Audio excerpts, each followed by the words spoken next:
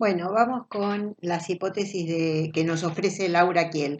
Yo en mi entrada anterior dije un límite a la satisfacción, que es un límite a la satisfacción sin límites, sería, ¿no? Es decir, cuando esa satisfacción no puede parar, no puede dejar de hacer lo que estaba haciendo en ese circuito de el principio de satisfacción, el principio de placer paradójico.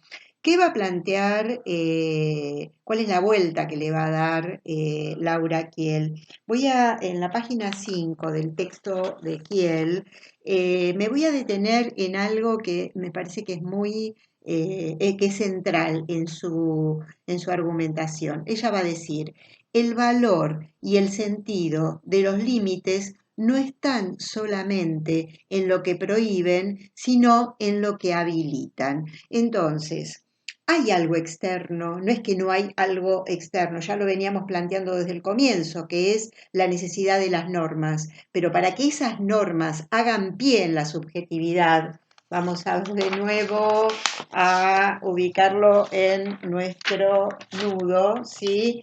Para que las normas institucionales hagan pie en la subjetividad, es necesario tener en cuenta este juego que plantea Laura entre el no y el sí, entre lo prohibido y lo permitido.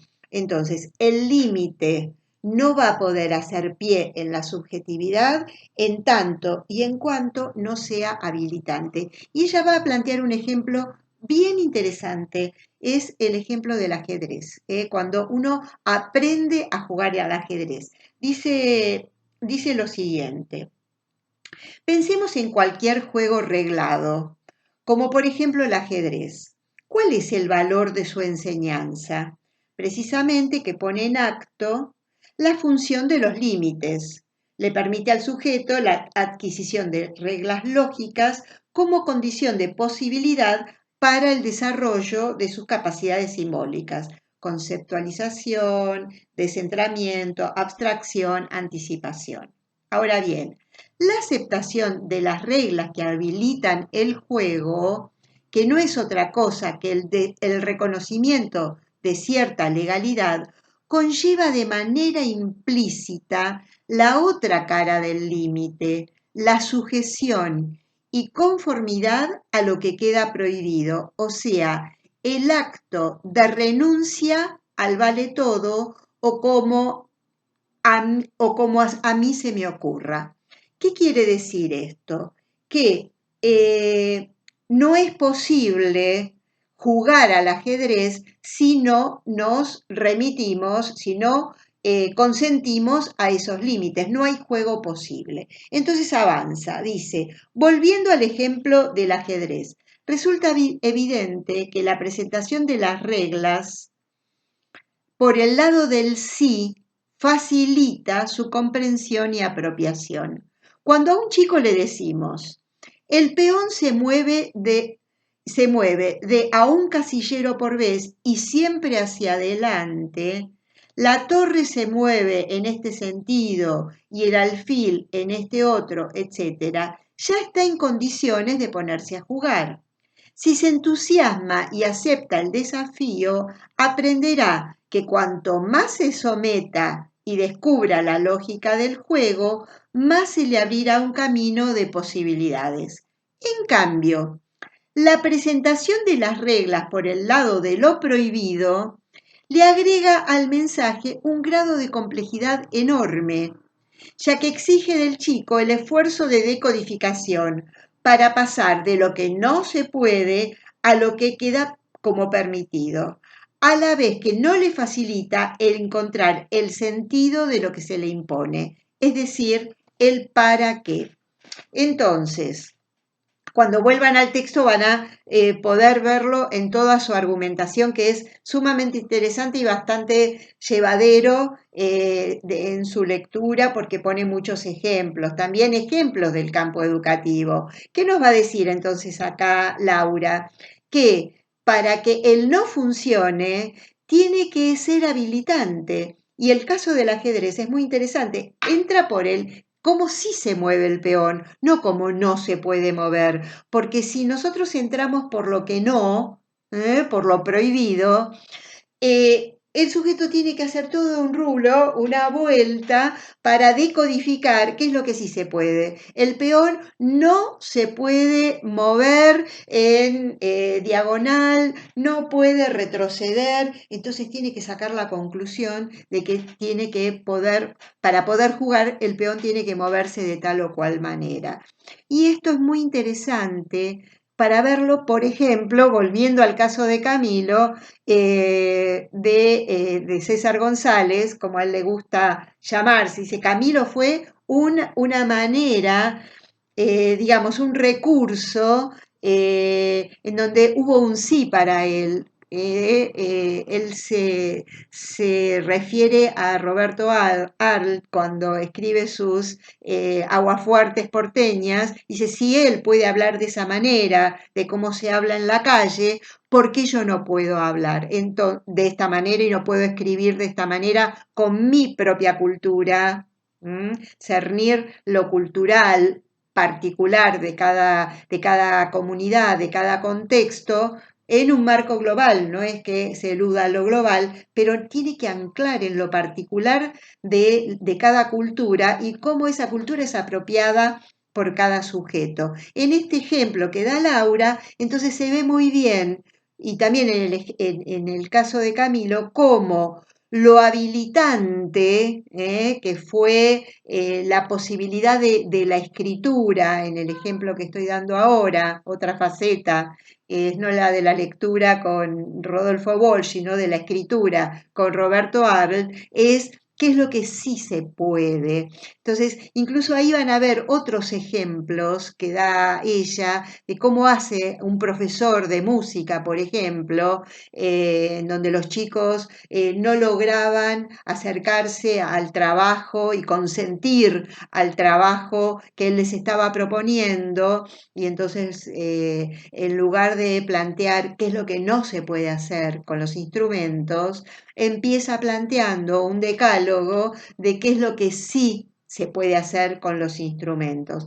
Entonces, de lo que veníamos planteando desde el inicio de esta clase, que es cómo el cernir un límite es cernirle un límite de posibilidades, que es la potencia que tiene un campo discursivo, un objeto de conocimiento, un juego determinado, como es el juego del ajedrez o el juego de la escritura, ir por la vía de lo que sí se puede, también, como plantea la autora, permite avisorar el para qué del límite. Y no se trata de explicar, porque cuando abundamos en muchas explicaciones, no es que por eso funciona, sino que es en acto.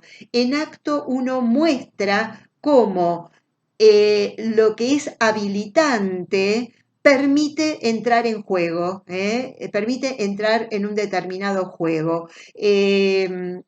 Voy a tomar otro ejemplo, no me acuerdo si Laura lo plantea en el texto, pero yo estuve en la reunión de la que surge este texto, trabajábamos juntas cuando yo coordinaba un equipo en la Escuela de Capacitación, hoy se llama Escuela de Maestros de la Ciudad de Buenos Aires, donde una profesora de educación física cuenta que una chica se le acercaba todo el tiempo y le olía la axila. Y ella no entendía, digamos, no alcanzaba cuando le diga, no, no, no te acerques a olerme. Le preguntó por qué olía su axila y le dijo, y porque tenés me gusta el olor. Trabajaba, creo que era justamente en la Villa 31, donde las posibilidades de higienizarse, en estos días lo vemos muy dramáticamente, no están accesibles. Entonces lo que hizo la profesora, en lugar de decirle no, No vengas. Sí, le dijo no, pero era un no que no funcionaba. Entonces, ¿cómo funcionó ese límite? La profesora lo que hizo fue armar un taller de velas aromáticas o de perfumes, un taller de perfumes. Entonces, ahí lo habilitante fue por esa vía, fue por esa vía donde logró enganchar algo de esa satisfacción pulsional. Que la llevaba a oler la axila de la profesora tornó ahí, generó ahí un vacío que fue a partir de la pregunta. El vacío fue, ¿y por qué te acercas? Bueno, surgió la palabra perfume y la palabra perfume dio lugar a una actividad cultural que no era la que estaba en el programa, pero era la que logró, eh, digamos, conquistar el consentimiento del sujeto. Entonces, vemos cómo la cuestión de los límites, pensada en toda su polisemia, su cuestión polifacética, en donde está el límite de ese objeto, que son los perfumes, pero que al mismo tiempo, al poder ubicar que ese objeto hace pie en esa subjetividad, permite que se ponga un límite de otra manera, por el lado de lo habilitante y no solo de lo prohibido. Con esto no quiero decir que el no deba dejar de existir, deben existir las normas, deben existir los noes, pero el punto es que si el no funciona si no hay un sí a qué, a la subjetividad. Y el sí a la subjetividad es siempre con una mediación. Y voy a cerrar esta clase de hoy contando una historia que tiene su arraigo en tiempos de la Segunda Guerra Mundial, un maestro, Janusz Korczak, que trabajaba con niños. Es una historia muy dramática y muy aleccionadora y muy emotiva, la de Janusz Korczak. Él instaló lo que se llamó el buzón de las peleas. Los chicos querían pelearse, eran chicos que vivían en ese contexto de guerra. Los chicos querían pelearse, entonces él les dijo, yo voy a instalar un buzón para que cada uno de ustedes que quiera pelearse con otro, escriba por qué se quiere pelear.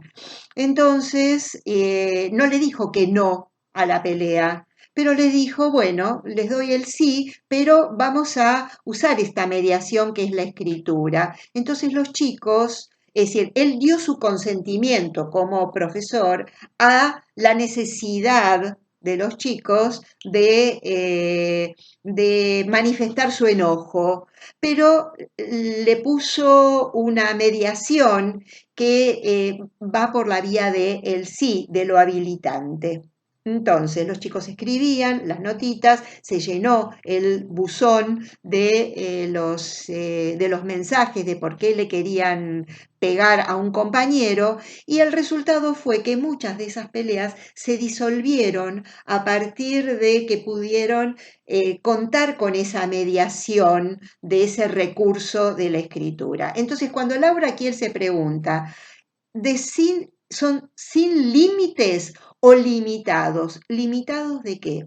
De recursos simbólicos que logren velar, ponerle un velo a ese real que ese real que irrumpe, que no es la realidad, es un real al que nos vamos a referir la clase que viene cuando veamos un artefacto teórico que es muy interesante, que es real, simbólico, imaginario, que también se presenta en un nudo, real, simbólico, imaginario. Entonces, lo real que irrumpe de la pulsión de querer agredir, ese es un real, logra contar con ese velo simbólico que es la escritura, para poder encauzarse. Entonces ahí el límite funciona a partir de lo habilitante. En este caso, ¿qué es lo habilitante?